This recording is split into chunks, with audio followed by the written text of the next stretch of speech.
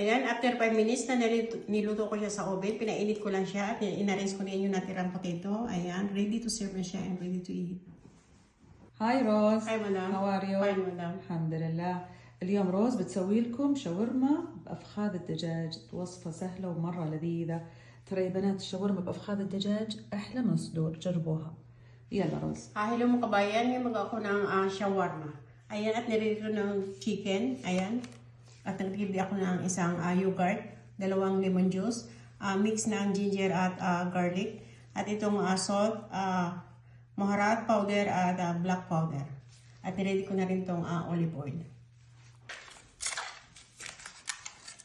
Ayan, hiniwa ko na ng long size yung chicken. At ngayon, add ko na itong ingredients. Add ko na itong yogurt.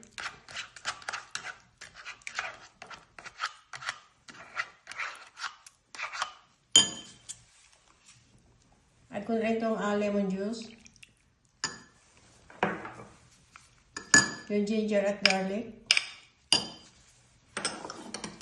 At yung spicy.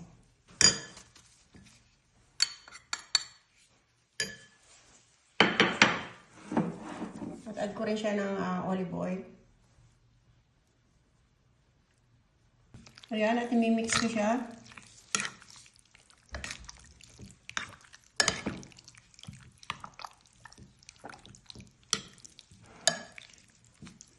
Ayan, after na ma-mix ko siya, ikikip ko siya sa ref ng 1 hour para ma-mix yung imamarinade ko. Or pwede natin siyang i-direct na lutuin. روز اليوم بتسوي لكم الشاورما في الجهاز هذا. يلا روز. Ayan, dito ko siya lulutuin. At ito, very easy gawin siya. And dito lang yung on-off niya. At ito yung mode. At ito yung timer. Ayan, ito siya.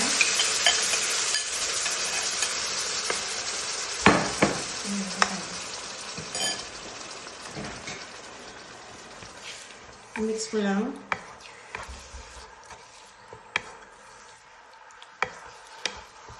Pan ko na siya at pakukuliin ko hanggang mawala yung water na. Ayan, wala na siyang water at luto na siya. Ayan, magrarap na ako ng shawarma. Pwede natin siyang gawin ng ranch or depende sa gusto natin or mayonnaise.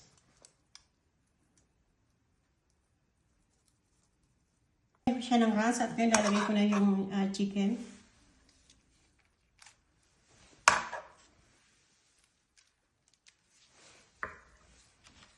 Add ko na rin itong pinirito kong potato.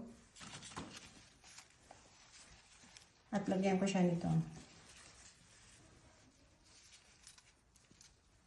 At ngayon i-roll ko na.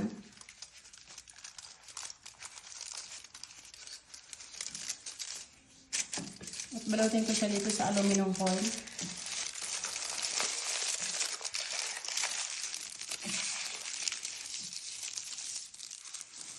Lagay ko na dito siya sa tray. Ma-roll at ngayon ilagay ko siya sa oven ng maybe 5 minutes para uminit lang siya.